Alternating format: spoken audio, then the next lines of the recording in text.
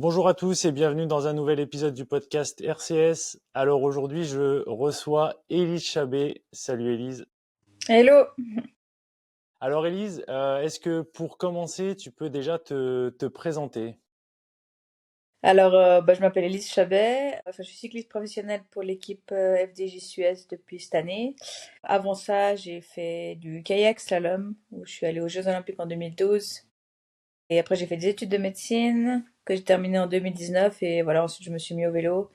Et ça fait maintenant 5 ans que je suis professionnelle. J'ai fait 4 ans chez la Canyon SRAM Racing, une équipe allemande. Et puis là, ça fait une année que je suis... Enfin, j'ai commencé cette saison avec la FDJ Suez. Top. Alors, c'est vrai que tu as un parcours un peu atypique, comme tu disais avant, tu étais dans le kayak. Est-ce que tu peux nous raconter un peu comment s'est faite la transition entre professionnel en kayak jusqu'à devenir cycliste dans la meilleure équipe peut-être du monde actuellement? Ouais, ça, ça a pris plusieurs années, hein. Non, mais du coup, je faisais du kayak parce que voilà, j'ai fait ce sport. C'était surtout un sport familial et c'est comme ça que j'ai commencé là-dedans. Et ensuite, après les Jeux Olympiques en 2012, mes parents voulaient que je fasse un peu des études parce que voilà, le kayak, il y a peu d'argent. C'est un sport qui est très peu médiatisé, très peu professionnel encore. Et voilà, c'est compliqué vraiment d'en vivre à 100%. Du coup, j'ai commencé les études de médecine. J'ai arrêté complètement le kayak. Et voilà, pendant les études de médecine, surtout les premières années qui sont assez intenses, j'ai fait pas mal de courses à pied. Et je me suis blessée en course à pied en 2016. J'ai eu une fracture de fatigue. Et c'est comme ça que je me suis mis un peu au vélo, plutôt comme réhabilitation au début. Après, j'ai commencé par faire un peu voilà, des petites cyclosportives, on va dire. Et parce que voilà, mon ex-copain faisait pas mal de vélo. Et ensuite, j'ai fait voilà une ou deux courses et j'ai eu beaucoup de chance parce que on va dire j'ai rencontré un peu les bonnes personnes au bon moment. Une fois sur une course en Suisse, une coupe nationale, j'ai un manager d'une équipe qui est venu me voir et qui m'a proposé plus ou moins de passer pro. Et c'est vrai qu'au début, j'avais pas trop envie parce que voilà, j'avais l'impression que j'avais un peu fait le tour du sport professionnel. Enfin, j'avais pas trop envie de me relancer dans quelque chose de trop sérieux et j'avais envie un peu de voilà, surtout de finir mes études de médecine et puis voilà, d'être médecin, quoi. Et pour finir, j'ai quand même pris la décision d'essayer de faire une année de vélo.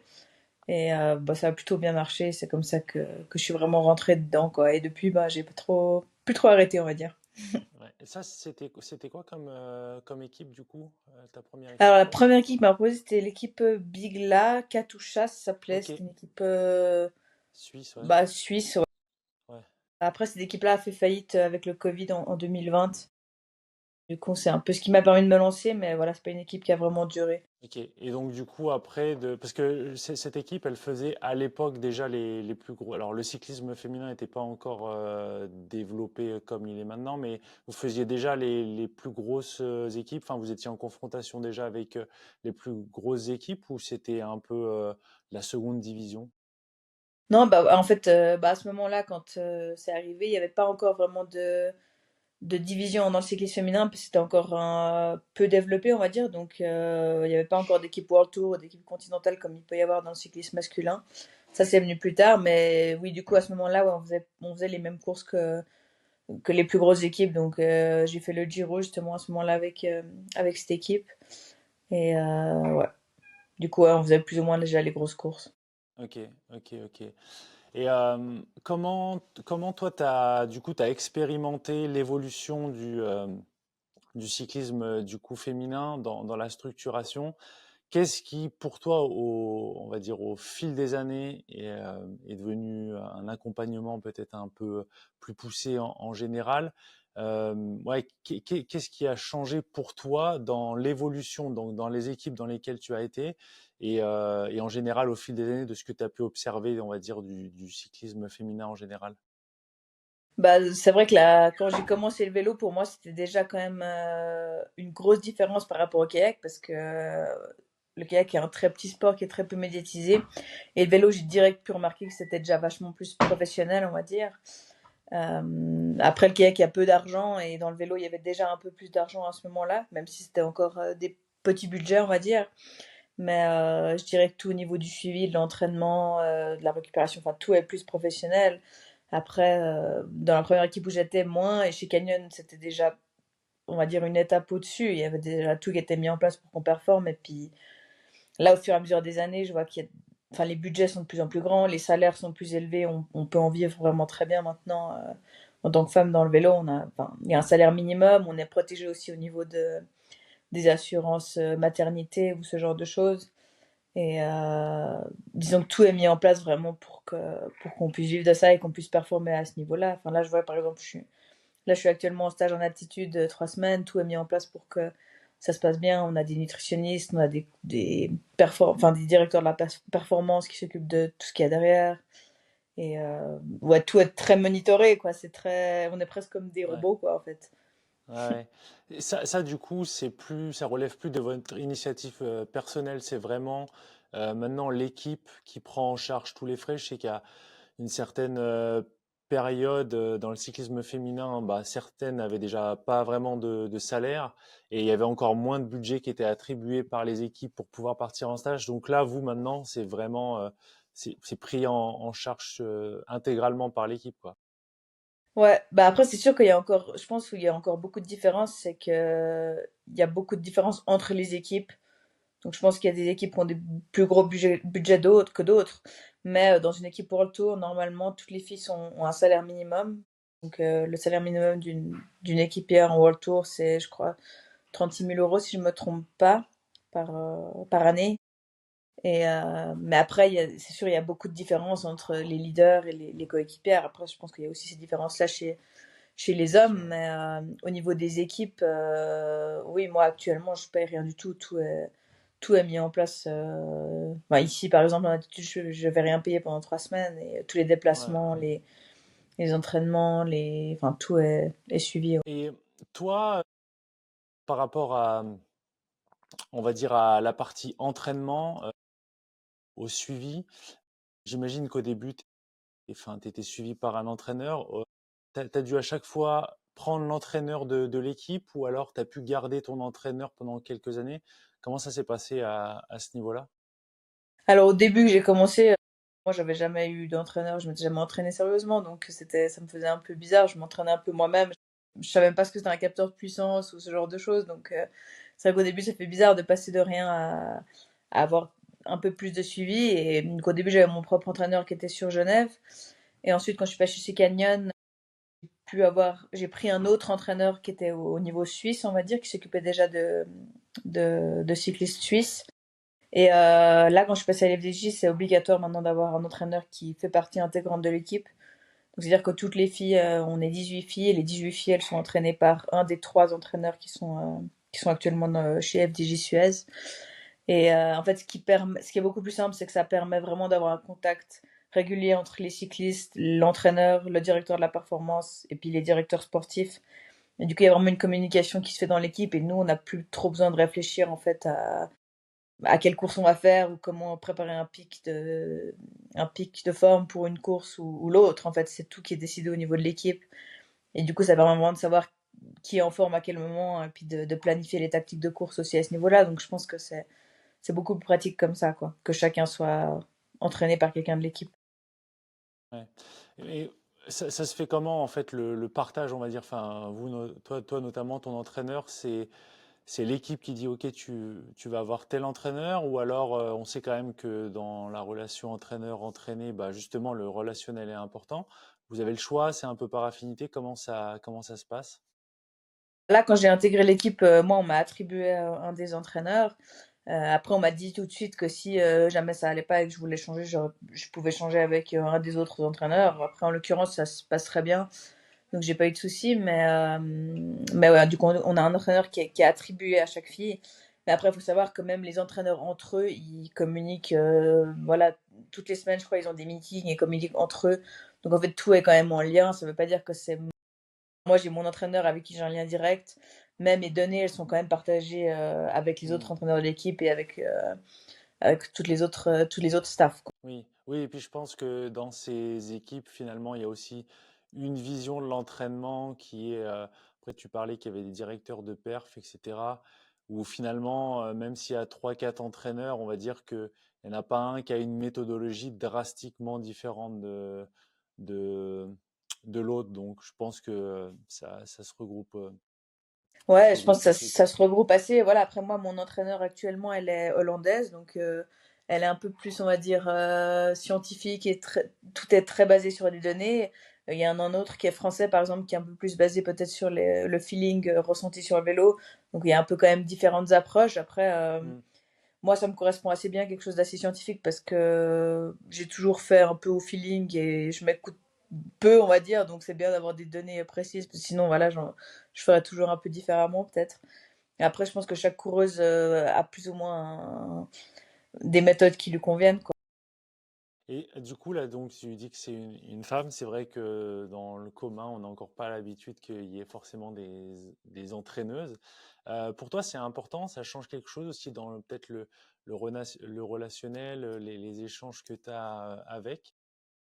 Bah, c'est vrai qu'au début, bah, ça m'a fait bizarre et je m'étais dit, ah mince, je préférais peut-être avoir un des entraîneurs hommes, parce que j'ai toujours eu des entraîneurs hommes. Voilà, c'est vrai qu'un peu dans la vision de la chose, je me voyais mieux avec un entraîneur homme, mais au final, ça se passe super bien. Je pense que voilà, elle est tout autant calée, voire mieux. Au final, c'est vrai que je sais pas pourquoi dans les a priori on a ça, mais au final ça se passe très bien. Ouais, c'est vrai qu'au début je m'étais dit peut-être femme, femme, il peut y avoir plus de tension, mais non.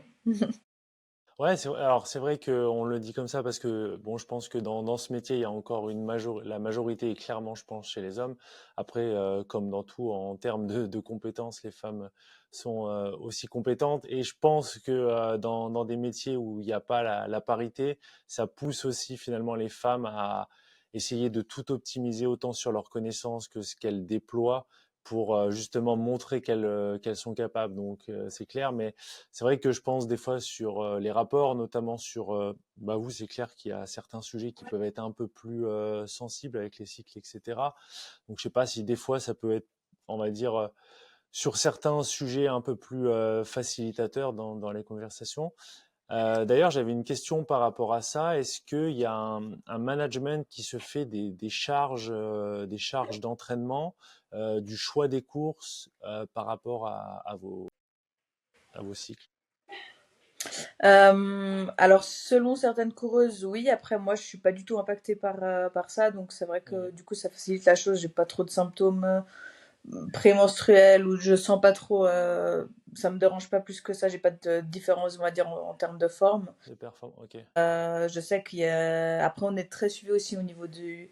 Voilà, on a toute une Bagoura ou une montre Garmin pour suivre un peu la température, la HRV, la fréquence cardiaque au repos, ce genre de choses la nuit. Et je sais que il y a des filles, ça change beaucoup avec leur cycle menstruel. Du coup, c'est assez suivi à ce moment-là. Elles vont peut-être diminuer un peu la charge quand il y a plus de symptômes. Mais après, au final, chacun est quand même censé s'écouter. On n'est pas non plus des robots. Et je Ouais, pense que ouais. c'est quand même super important voilà, d'écouter les symptômes et d'adapter l'entraînement, quoi. Ouais, ouais, clairement. Mais c'est sûr que sur certaines épreuves du calendrier, sur des dates fixes, c'est vrai que si le niveau de forme est vraiment impacté par ça, quelqu'un qui va préparer, je sais pas, le tour ou autre, bah, c'est clair que si ça a un impact important et que ça fait une baisse de forme, des fois ça peut orienter un peu le choix du calendrier sur l'année. Tu parlais justement de la Bagoura, du suivi du HRV. Toi, c'est quelque chose qui a été implémenté dans ton suivi il y a déjà longtemps ou c'est tout nouveau? Bah, ça fait une année maintenant à peu près que j'utilise ouais, une bague Oura, quoi. Après, pour moi, c'est toujours, enfin, c'est intéressant d'avoir ces données, mais je pense qu'il faut pas non plus trop se focaliser dessus, parce que au final, parfois enfin, il faut aussi savoir ressentir. Je trouve que, enfin, comment on se sent et l'entraînement est adapté par rapport à ça. Mais je pense que c'est plus, voilà, par rapport à mon entraîneur, elle peut vraiment suivre, elle peut voir vraiment au niveau de la fatigue, si ma HRV elle augmente ou elle diminue. Je pense que ça permet vraiment de peaufiner, on va dire, le suivi. Mais après, personnellement, j'essaie quand même de lâcher un peu prise par rapport à ça, parce que je pense qu'on a déjà beaucoup de choses à quoi penser et ça rajoute quand même une charge mentale de toujours être trop focalisé dessus. Donc voilà, je la porte parce que mon entraîneur veut que je la porte, et puis je pense que c'est intéressant pour elle. Mais voilà, moi j'essaie Ouais. de plutôt me concentrer sur l'entraînement et ce que j'ai à faire sur le vélo, et Après, il y a tellement d'aspects extérieurs qu'on est censé prendre en compte que je pense qu'au final, déjà de pousser sur les pédales et puis le reste, c'est pas trop à moi d'y penser. Ouais, ouais, ouais.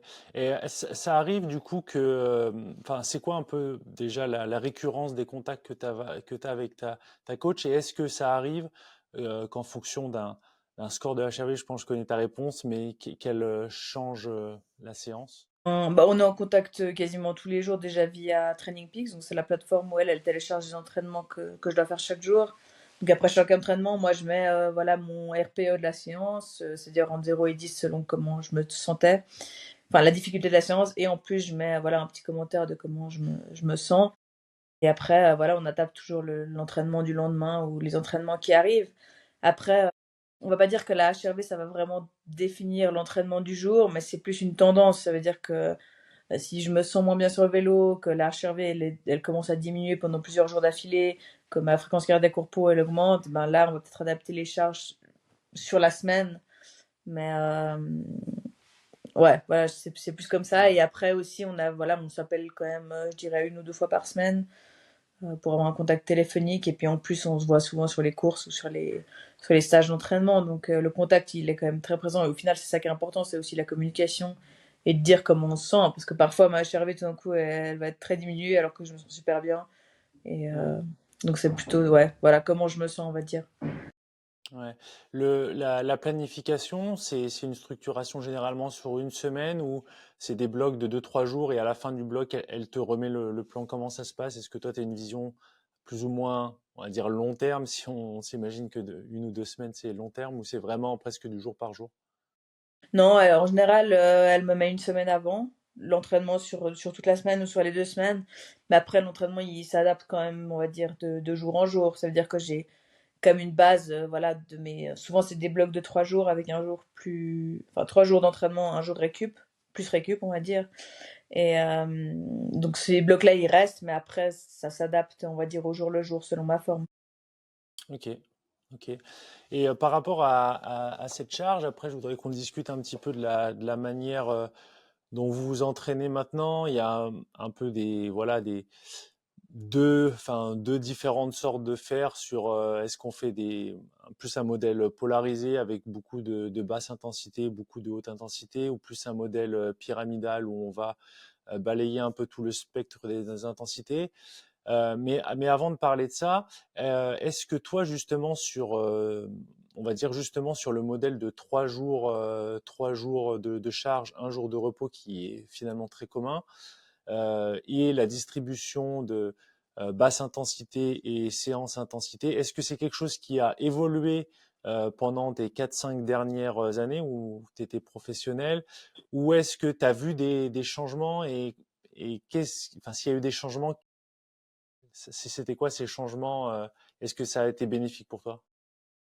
Bah, au début, quand j'ai commencé le vélo, voilà, comme je te disais, j'avais pas d'entraîneur, donc moi je partais rouler et voilà, je faisais un peu comme je pense beaucoup de gens font. Je partais à bloc, je roulais tout le temps tempo et puis je mangeais pas, je buvais pas trop et puis je rentrais, j'avais faim, je me ruais sur le repas et puis voilà, c'était un peu comme ça. Au final, j'avais du plaisir, mais voilà, on progresse peu en faisant ça, c'est sûr. Bah, après, petit à petit, voilà, comme tu as dit, j'ai implémenté des entraînements plus spécifiques. Ça veut dire qu'il y a des jours endurance où voilà, faut respecter la zone endurance. Ça veut dire que c'est pas qu'on roule à fond, c'est une zone on va dire, où on est censé pouvoir parler et être bien. Et puis après, il y a des séances plus intensives, c'est-à-dire des séances VO2 max. Ou maintenant, depuis, bah là, depuis que je suis à l'FDJ, j'ai l'impression que c'est encore plus structuré aussi en fonction des compétitions sur lesquelles ils veulent que je performe.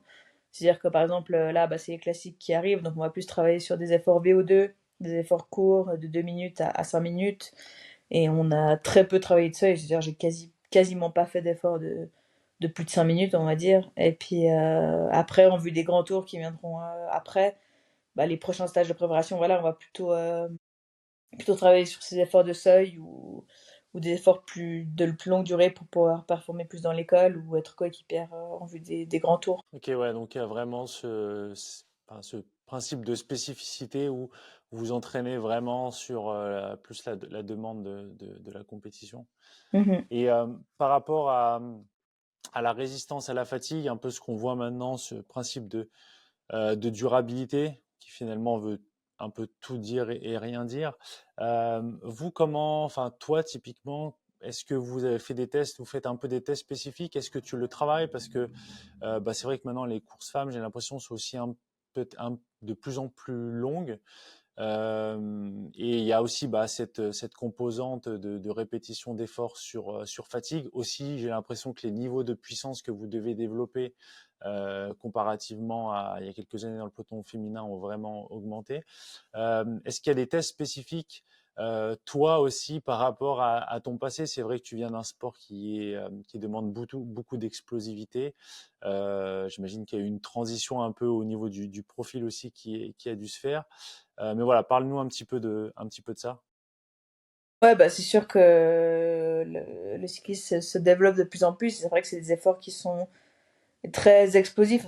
Enfin, moi, je compare toujours par rapport aux gens qui font des cyclosportives. Enfin, parce que moi, je faisais un peu avant des cyclosportives et je trouve que c'est un sport qui est complètement différent parce que, voilà, sur une cyclosportive, il faut maintenir un niveau élevé d'intensité, mais sur une très très longue durée, tandis que nous, dans le peloton, et ça se peut que tout d'un coup, on est à 100 watts pendant 2 heures, et puis d'un coup, faire des efforts très explosifs et très très durs, se mettre dans le rouge, ensuite revenir sur des efforts plus tranquilles et se remettre dans le rouge. Donc c'est vrai qu'on travaille beaucoup là-dessus, sur des efforts, on va dire, très plus courts, mais très très intenses, et puis récupérer vite, c'est-à-dire éliminer vite le lactate, pour pouvoir réenchaîner avec d'autres efforts où voilà, on va recréer du lactate.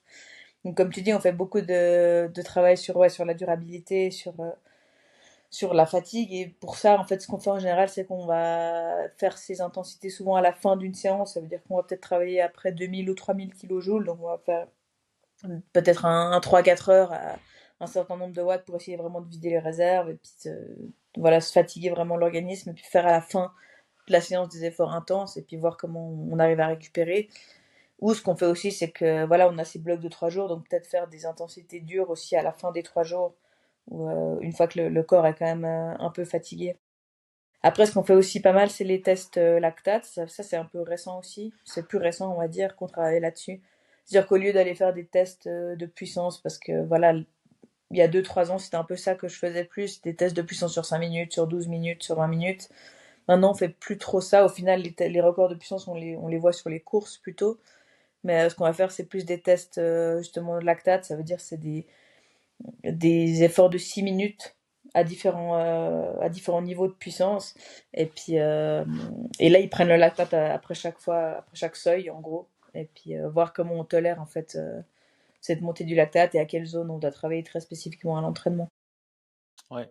Et justement, après les tests lactate, donc, vous définissez vos zones. Est-ce que toi, tu utilises le capteur et sur certaines séances, tu dois... Bon, alors après, tu nous as dit que tu travailles pas les seuils, donc finalement, t'as aucun intérêt. Mais si par exemple, tu travailles pour un grand tour, tu as un bloc où tu dois travailler entre les deux seuils, est-ce que toi, pendant certaines séances, tu contrôles pour être sûr que tu es sous ta valeur MLSS ou sous ton LT2, ou alors c'est vraiment juste ben, pendant les tests et puis après, toi, tu as une zone de puissance, de gestion de fréquence cardiaque, de RPE.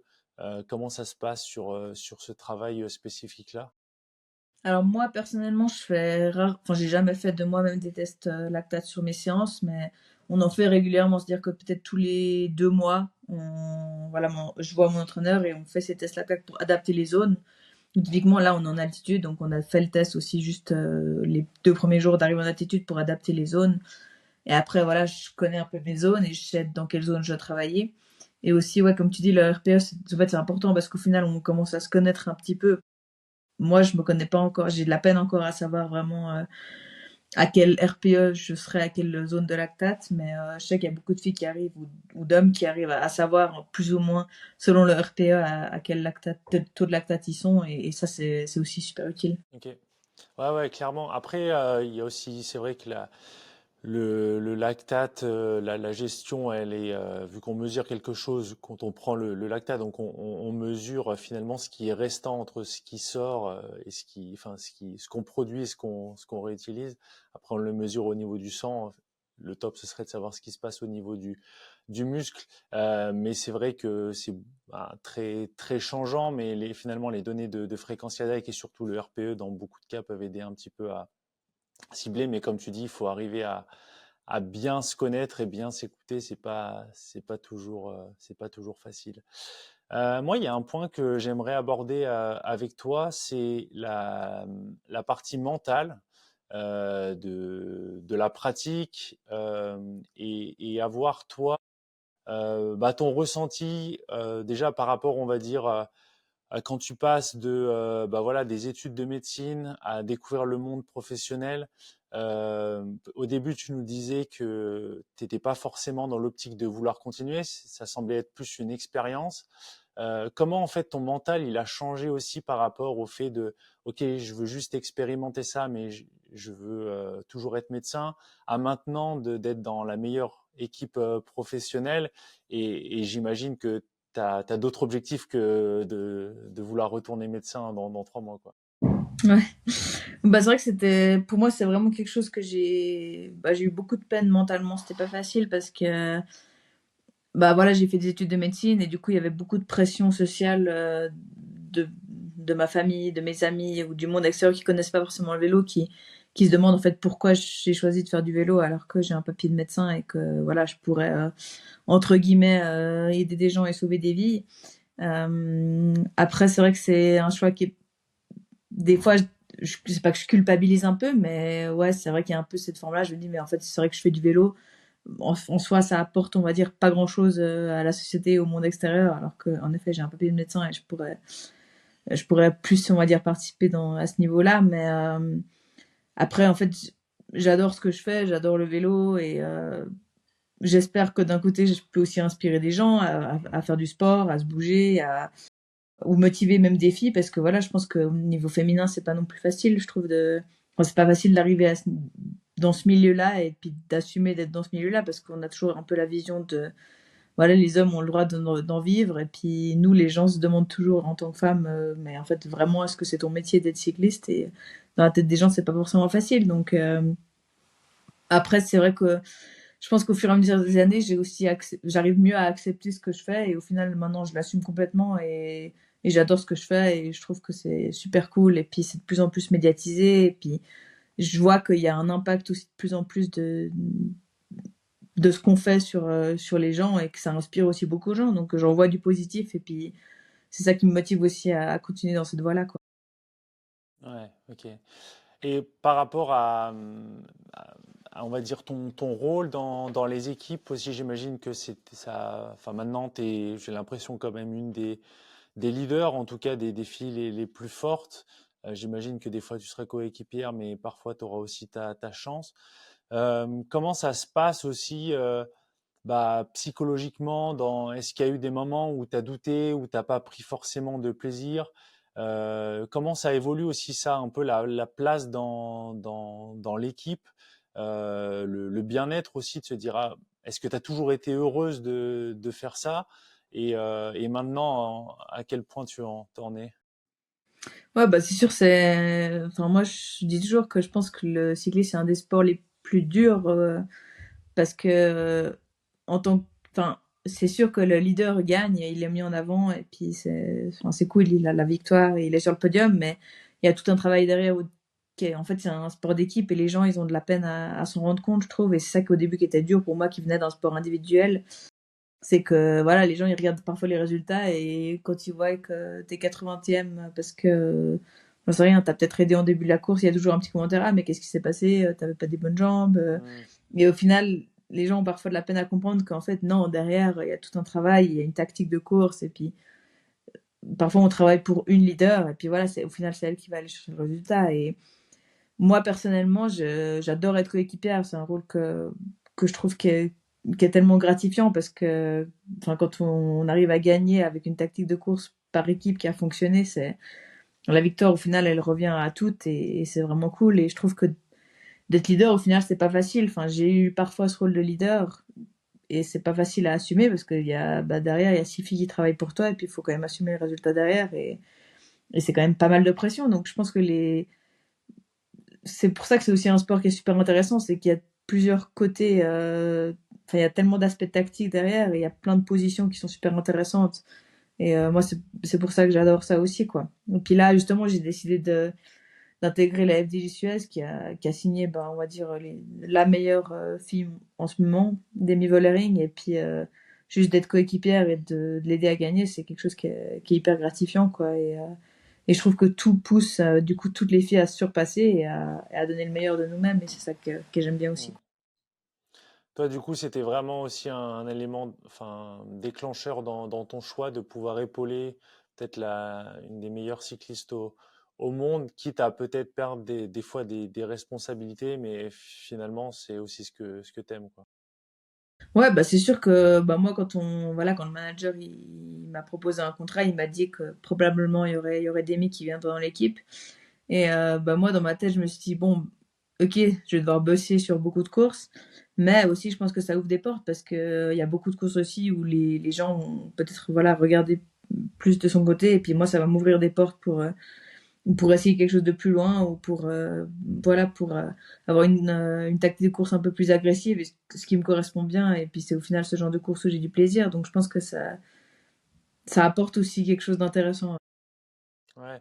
Et je pense, alors après, justement, ça serait ma question, c'est enfin, selon toi, qu'est-ce que une fille comme ça dans l'équipe apporte aussi en termes de structuration, d'accompagnement et de dynamisme. Tu vois, quand on fait un peu, bah, des fois, enfin, il y a plein d'exemples dans les dernières années chez les gars où il y avait des coéquipiers qui étaient très forts, qui finalement profitaient d'une dynamique d'une équipe avec, je sais pas, de l'optimisation du matériel, de l'entraînement, du testing, de l'accompagnement en stage. Et finalement, ils étaient très forts. On avait presque l'impression que c'était un peu dommageable parce qu'on se serait dit, bah, il pourrait être leader dans une autre équipe et aller batailler avec son leader. Et finalement, quand il change d'équipe et qu'il se retrouve en tant que leader, alors soit ils ont plus le même accompagnement, soit aussi mentalement, ils se retrouvent à devoir avoir des épaules pour encaisser cette charge-là, il n'y arrive pas. Toi, de ton expérience des premiers mois, qu'est-ce qui a changé et ouais, qu'est-ce qui a changé à ses côtés? Ouais bah enfin t'as clairement raison dans ce que tu dis. Enfin c'est comme j'ai dit aussi avant quoi, d'être leader c'est vraiment pas facile et c'est vrai qu'il y a beaucoup de filles qui à l'entraînement voilà c'est championne du monde dans l'entraînement et après on les met en course avec un rôle de leader sur les épaules et c'est beaucoup plus compliqué. Bah c'est vrai que là dans l'équipe je vois ça fait que quelques mois. C'est sûr que Demi, elle apporte énormément de professionnalisme. Tout est tellement professionnel, même au niveau de l'entraînement, de voir comment elle s'entraîne, comment elle se prépare, comment elle récupère. En fait, c'est juste, enfin, moi, ça m'apporte énormément parce que bah voilà, je peux m'entraîner avec elle et je peux voir à quel niveau elle évolue et c'est vrai que ça pousse toujours à faire mieux et même voilà, sur les quelques courses où pour l'instant j'ai dû travailler pour elle, voilà, on sait qu'on doit être là à ce moment-là de la course et il n'y a pas le choix parce que enfin voilà, moi ça me pousse encore plus d'avoir cette pression d'être là pour quelqu'un que juste le faire pour Ouais, que moi-même pour parce toi. que Ouais. voilà, je sais que si je suis pas là, ben il y a un souci, tandis que si c'est que pour moi, bon bah voilà. Mm. Et le gap sur ces champions, championnes, est-ce qu'il est le même parce que forcément, je vais dire, la compétition, elle n'est pas que sur la partie physique, il y a la partie mentale, il y a la capacité à se dépasser, à s'économiser, à avoir aussi une équipe autour de soi. Mais dans quelle proportion, en fait, il y a un écart entre ce que tu vois à l'entraînement et le gap qu'il peut y avoir en course? Ça serait quoi le pourcentage de différence que tu pourrais observer, de dire, ah, peut-être à l'entraînement, je suis à 5% d'elle, mais en fait, en course, je suis à 30, quoi. Ouais, bah c'est ça qui est intéressant justement, je trouve, c'est qu'à l'entraînement, en fait, il n'y a pas tant de différence. Enfin, moi, je m'entraîne avec Hmm. elle, enfin, on a fait quelques efforts ensemble. Au final, elle n'est pas 6 pieds au-dessus, Ouais. quoi. Enfin, au final, on est quasiment la même chose. Je dirais même qu'on a la même chose. Il y a des valeurs où je suis même un peu meilleure. Mais je pense que clairement, sa capacité mentale, elle est énorme. Et je pense que dans le vélo, c'est ça qui est aussi super important, c'est d'être là à la fin et d'aller puiser dans ses ressources. Ouais, au final, faut se rendre compte que le corps, il peut endurer beaucoup et vraiment d'aller Hmm. loin dans la souffrance. Et je pense que voilà, elle est super forte à ce niveau-là. Et je pense qu'aussi, c'est au niveau de la récupération où moi, personnellement, j'ai encore beaucoup de travail à faire parce que bah, je suis pas nouvelle dans le vélo, mais voilà, j'ai pas commencé quand j'avais 5 ans et au final, faut avoir des kilomètres et des kilomètres et ça aide aussi beaucoup à la récupération et ça, je pense que ça me manque aussi encore un peu pour les courses par étapes, par exemple. Tu penses que c'est lié aussi à ton profil d'avoir évolué dans un sport très tonique, justement, peut-être avec au niveau des fibres musculaires, peut-être développer des fibres plus rapides, ou tu penses que c'est aussi un autre Ouais, aspect? c'est possible. Après, je suis aussi une type de coureuse, moi, qui est un peu plus, on va dire, je suis plus basée sur le punch et sur les efforts courts et explosifs. Je suis pas une grimpeuse, je pense que je le serai sûrement jamais. Enfin, après, je pourrais travailler dessus et je pense me débrouiller pas si mal dans les longs cols, mais c'est pas quelque chose qui m'attire forcément. J'aime bien les courses agressives, j'aime bien les courses difficiles où, voilà, où c'est des efforts répétés, courts, intenses. Comme tu l'as dit, le cyclisme féminin, il évolue aussi énormément et maintenant tout se professionnalise et il faut être tellement maintenant spécifique dans un type d'effort que c'est compliqué voilà, on peut pas être forte sur les classiques, forte sur un Tour de France ou, après, il y a certaines coureuses qui arrivent, quoi, mais je pense que ça va être de plus en plus spécifique et ça va devenir un peu plus comme chez les hommes, où voilà, il y a des spécialistes de grand tour, spécialistes de courses d'un jour, et voilà. J'aimerais juste revenir, tout à l'heure, tu parlais justement de peut-être la différence entre Demi et toi qui était sur euh, la capacité à encaisser la douleur, un peu parler de résilience. Je pense que quand on parle beaucoup maintenant de durabilité, je pense qu'il y a une très grosse partie sur cette partie mentale et cette résilience et cette capacité à, quand on a de la fatigue, de dealer avec et de pouvoir s'activer pour pouvoir faire des efforts, rester concentré, rester toujours dans l'action et motivé. Est-ce que toi, est-ce que vous, il y a une approche qui est faite par rapport à ça pour certains moments dans la course? Garder de l'énergie mentale, à certains moments dans la course, changer un peu d'état mental pour être prêt à ça. Est-ce que ça se fait en individuel ou pas encore du tout? Alors pour l'aspect mental, on a une préparatrice mentale qui est plus là au niveau des stratégies d'équipe, ça veut dire plus la cohésion d'équipe, comment on va travailler ensemble, etc. Mais peu au niveau personnel, ça se ferait individuellement, on va dire. Ok. Moi, j'ai travaillé un petit peu avec des préparateurs mentaux, mais pas de manière très poussée. Mais je pense que c'est un aspect qui est super intéressant et qu'il faudrait plus pousser parce qu'au final, on travaille sur tellement d'autres choses, tellement professionnellement. Et c'est vrai que l'aspect mental est encore peu, on va dire mis en valeur, quoi. Alors que je pense qu'il Ouais, est tout aussi important que le reste. Mais ouais, c'est vrai que c'est quelque chose qu'il ouais, faudrait travailler un peu plus peut-être dessus.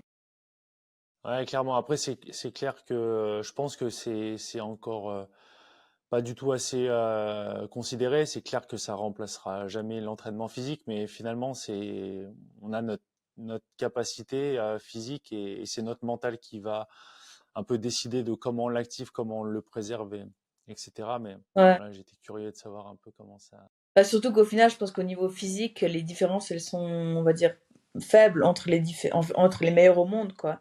Et je pense que c'est surtout au niveau de l'aspect mental que ça se joue, au niveau de l'aspect récupération, voilà, des tout petits pourcentages qu'il faut agir dessus, quoi. Hmm. Au niveau du matériel, vous avez eu un changement, enfin, de toute façon, dans tous les cas, c'est un changement vu que tu as changé d'équipe. Vous avez fait, par rapport à avant, tu as fait plus de tests aéro, aussi d'amélioration de choses sur ta position ou ça reste un peu toujours pareil? Ouais, bah, cette année, on est passé, nous, sur Specialized, là, donc qui est une des meilleures marques de vélo. Enfin, personnellement, je trouve que c'est assez fou, quoi. Et du coup, on a eu la chance d'aller avec 4 filles. Donc, il y avait Demi, Juliette, Evita et moi. On allait en Californie au centre de Specialized justement pour faire des tests aéro au niveau du contre-la-montre. Ce qui était assez cool parce que moi, je suis pas du tout une spécialiste du contre-la-montre. Donc, c'était une belle opportunité aussi pour moi d'aller dans ces tunnels et puis vraiment de travailler sur des gains marginaux au niveau de la position sur le vélo de chrono et sur le vélo de route. Donc c'était vraiment cool. Après, on a aussi fait pas mal aussi au niveau des chaussures, des semelles. On a tout qui est moulé individuellement et personnellement. Donc je pense que tout est fait à ce niveau-là pour qu'on performe au mieux. Ok. Sur la partie entraînement, tu fais un peu de muscu tout au long de l'année ou pas forcément? Ouais, donc là on a aussi un préparateur physique qui nous fait des plans d'entraînement de musculation. On va dire c'est pas vraiment de la musculation pure, mais c'est en général j'ai 2 séances par semaine, une séance qui est un peu plus gainage, une séance qui est un peu plus force, explosivité. Et ouais, on essaie de garder ces 2 séances toute l'année. Après, ça, c'est quelque chose j'ai l'impression qui est aussi assez nouveau. J'avais pas ça les deux, enfin, il y a 2 ans, j'avais pas du tout ça. Et je pense que ça aide à travailler au niveau de l'explosivité, de la force. Ça garde une tonicité musculaire et aussi au niveau des blessures.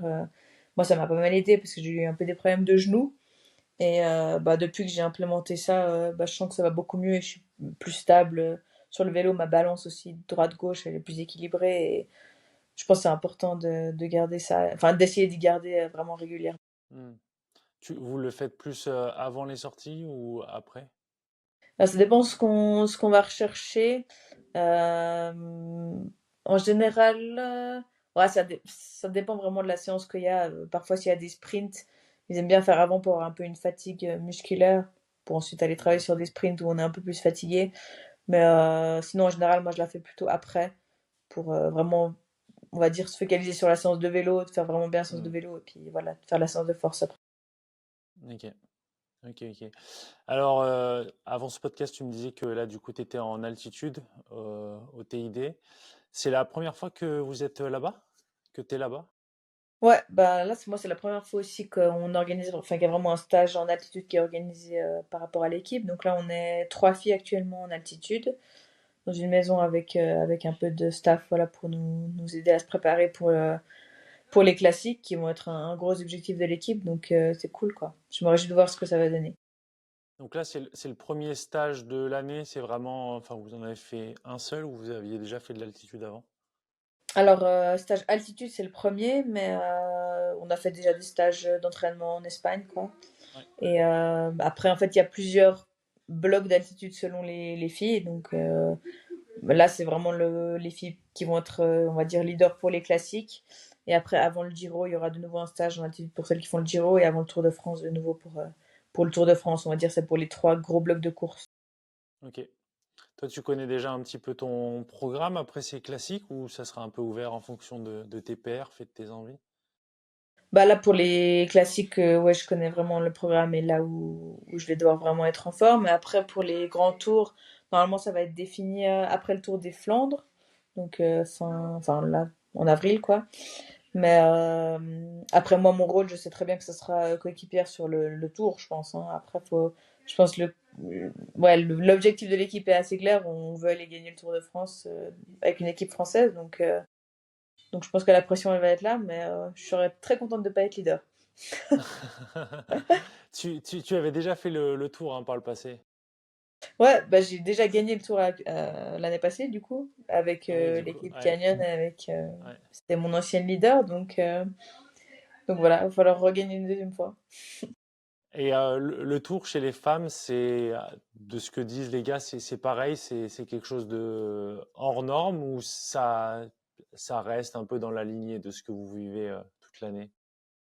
Non, bah c'est sûr, enfin, ça se ressent, c'est la plus grosse course de l'année et tout le monde est à son top niveau. Après, c'est pas encore 3 semaines comme chez les hommes, pour l'instant c'est huit jours, mais ce qui est déjà bien assez long. Enfin, c'est déjà tellement intense et puis au niveau, enfin surtout ce qu'on ressent, c'est au niveau de la médiatisation des spectateurs et on sent qu'au niveau de l'équipe, c'est vraiment un gros objectif et il y a une pression qui est beaucoup plus grosse que sur les autres courses. Mais c'est sûr, je pense que c'est la plus grosse course à aller gagner.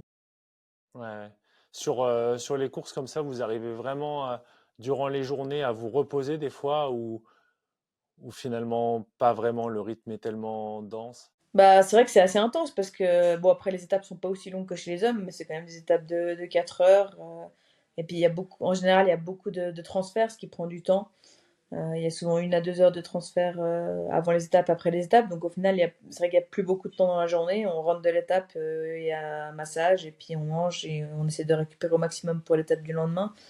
Donc, les journées passent vite, mais ouais, je pense qu'à la fin des 8 jours, en général, on est bien fatigué. Ouais, ouais. Toi, tu fais le massage tous les jours. Je sais qu'il y en a qui zappent un peu, en tout cas chez Ouais, les non, hommes. moi j'aime bien, c'est vraiment le moment un peu relaxation où je trouve que Ouais, voilà, on peut poser le téléphone, on réfléchit à pourquoi rien, pas. on parle juste d'autre chose et c'est vraiment un moment détente qui est vraiment super agréable. Ok, cool. Écoute, je vais te poser une dernière question et après je vais te laisser tranquille. C'était sur l'aspect nutrition, ça évolue beaucoup. Voilà, on va pas refaire l'historique de l'évolution sur notamment la nutrition sur le vélo. Est-ce que toi, aujourd'hui, tu traques tes calories quand tu es en stage pour être sûr d'avoir assez d'énergie, ou est-ce que tu es encore dans quelque chose au feeling? Non, là, c'est bah, surtout en altitude parce que voilà, la sensation de faim, elle est un peu diminuée, puis on dépense beaucoup plus d'énergie, surtout qu'on fait des gros blocs d'entraînement, donc c'est important de manger assez. On a un nutritionniste qui nous fait un plan, qui donne au chef en fait qui cuisine, donc nous on n'a pas besoin de trop réfléchir à ça, mais c'est vrai qu'il faut vraiment manger assez, surtout sur le vélo. Voilà, sur des séances d'intensité, on essaie vraiment d'augmenter les apports de carbohydrates à 80-90 grammes par heure. En course, même, on essaie d'aller à 100. Moi, j'ai encore de la peine avec ça. Je sais que Demi, elle est déjà à 120 grammes par heure, comme les Hmm. hommes quasiment. Et après, c'est sûr, c'est des choses qu'il faut entraîner sur le vélo, entraîner tous les jours. Après, il y a des produits qui sont vraiment spécialisés pour ça, donc on arrive à manger de plus en plus, on va dire, plus facilement. Mais c'est vrai que c'est pas toujours facile. Après, on est aussi, voilà, ils nous pèsent aussi tous les jours et ils regardent aussi notre urine tous les matins, voir si on boit assez, parce que c'est aussi important. Mais ouais, tout est suivi et bah, on fait au mieux. Super. Bon, écoute, merci beaucoup. Je t'embête pas plus longtemps. Je pense qu'on a fait le tour. C'était super intéressant. Ben, voilà, on va te suivre sur la campagne des classiques en te souhaitant de belles réussites personnelles ou avec l'équipe. Bah, merci à toi, merci à tous et bah, toi Et à aussi, je te souhaite bientôt. du coup des belles courses. Ouais, c'est un peu plus chill quand même. Ouais, je suis pas sûre. Pas sûr. Merci Élise. Merci beaucoup à toi.